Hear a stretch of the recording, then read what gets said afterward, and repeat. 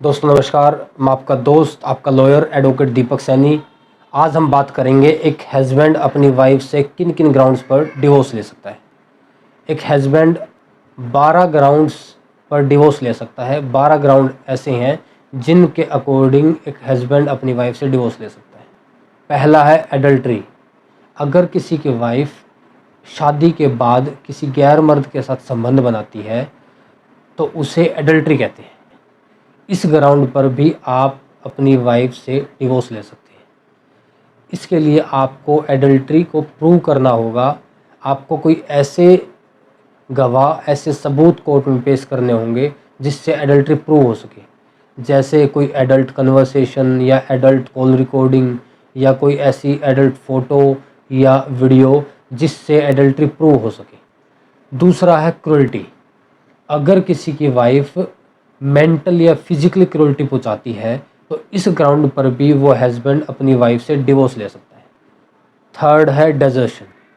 अगर किसी की वाइफ बिना कोई रीज़न बताए जानबूझकर अगर उसको छोड़कर चली गई हो और उसे गए हुए लगभग 2 साल से ज़्यादा हो गए हो तो इस ग्राउंड पर भी वो हस्बैंड अपनी वाइफ से डिवोर्स ले सकता है। फोर्थ है कन्वर्जन इन अदर रिलीजन। अगर किसी की वाइफ नॉन हिंदू रिलीजन में कन्वर्ट हो जाती है, non Hindu religion means Hindu, Buddhist, Sikh, Jain, इनको छोड़कर किसी और धर्म में कन्वर्ट हो जाती है, अपना धर्म परिवर्तन कर लेती है, तो इस ग्राउंड पर भी एक हस्बैंड अपनी वाइफ से डिवोर्स ले सकता है। फिफ्थ है अनसाउंड माइंड। अगर किसी की वाइफ मेंटली तौर से बीमार है तो उसे अनसाउंड माइंड कहेंगे, तो इस ग्राउंड पर भी एक हस्बैंड अपनी वाइफ से डिवोर्स ले सकता है। सिक्स्थ है लेप्रोसी, जिसको कुष्ठ रोग भी बोलते हैं या कोढ़ रोग भी बोलते हैं।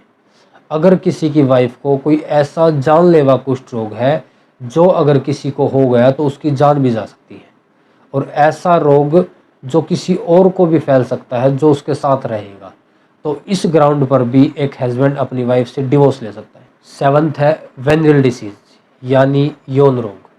अगर किसी की वाइफ को वेनरल डिसीज़ है यानी सेक्सुअल ट्रांसमिटेड डिसीज़ जिसको एसटीडी बोलते हैं, या सेक्सुअल ट्रांसमिटेड इन्फेक्शन ये जिसको एसटीए बोलते हैं, इस तरह की डिसीज़ से किसी दूसरे की जान को खतरा हो सकता है और ऐसी डिसीज़ किसी और को ट्रांसमिट ना हो पाए, इसलिए वो हस्बैंड इस ग्राउंड पर भी अपनी वाइफ से डिवोर्स ले सकता है। एट्थ है रिनाउंस द वर्ल्ड यानी सन्यासी।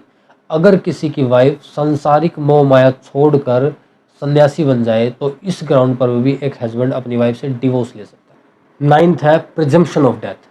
अगर किसी की वाइफ 7 साल पहले कहीं गुम हो गई हो या 7 साल पहले घर छोड़कर कहीं चली गई हो और अब उसका कहीं भी अता पता ना हो, तो इस ग्राउंड पर कोर्ट उसको डेड मानकर उसके हस्बैंड को डिवोर्स दे सकता है। अगर वो डिवोर्स होने के बाद वापस आ जाती है तो according to the judgement of honourable supreme court the material relationship can not be restored.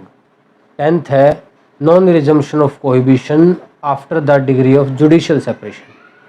अगर किसी हस्बैंड वाइफ के बीच में 1 साल या उससे ज़्यादा समय से जुडिशियल सेपरेशन की डिग्री पास हो चुकी है और उस डिग्री के पास होने के 1 साल या उससे ज़्यादा समय से उन दोनों हस्बैंड वाइफ के बीच में कोई कोहिबिशन यानी कोई संबंध नहीं बना है, तो इस ग्राउंड पर भी वो हस्बैंड अपनी वाइफ से डिवोर्स ले सकता है। 11th है failure to comply with the degree of restitution of conjugal rights.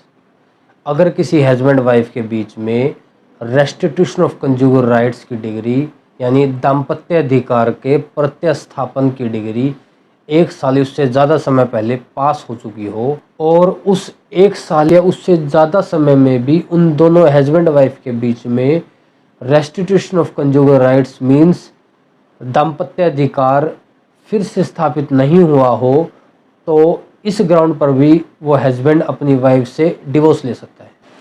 12th है mutual consent of both parties. According to under section 13B of Hindu marriage act, अगर दोनों हस्बैंड वाइफ ये डिसाइड कर ले कि अब वे इस शादी को कंटिन्यू नहीं कर सकते तो वे म्यूचुअल कंसेंट मीन्स आपसी सहमति से डिवोर्स ले सकते हैं। इस वीडियो में हमने डिस्कस किया कि एक हस्बैंड अपनी वाइफ से किस किस ग्राउंड पर डिवोर्स ले सकता है।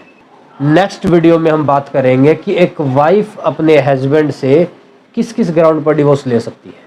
अगर आपको ये वीडियो पसंद आई तो इस वीडियो को लाइक करें और चैनल को सब्सक्राइब करें और बेल आइकन को क्लिक करें। Thank you.